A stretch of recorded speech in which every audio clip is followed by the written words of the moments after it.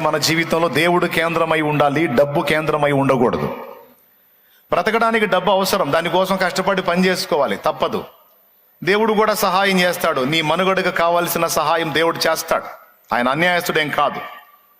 కానీ దురాశను కడుపులో పెట్టుకొని అన్నీ అనుభవించాలి, అది కావాలి ఇది కావాలని, అవన్నీ పొందాలంటే డబ్బు కావాలని డబ్బును కేంద్రంగా చేసుకొని బ్రతికే వాళ్ళతో దేవుడు మాట్లాడుతున్నాడు.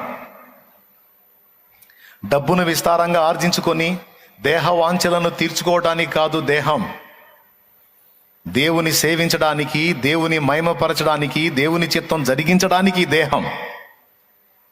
ఈ శరీరం అందుకు ఇవ్వబడింది. జారత్వం చేయటానికి కాదు, విచ్చలవిడిగా వ్యభిచారం చేయటానికి కాదు ఈ దేహం, విచ్చలవిడిగా అపవిత్రమైన ఆలోచనలో మునిగి తేలటానికి కాదు ఈ దేహం, కామాతురతను అణచుకోవటానికి కాదు, ఆ కామాతురతను తీర్చుకోవడానికి కాదు ఈ దేహం. మరి దేనికి అంటే దేవుని మహిమపరచడానికి ఈ దేహం అన్నాడు.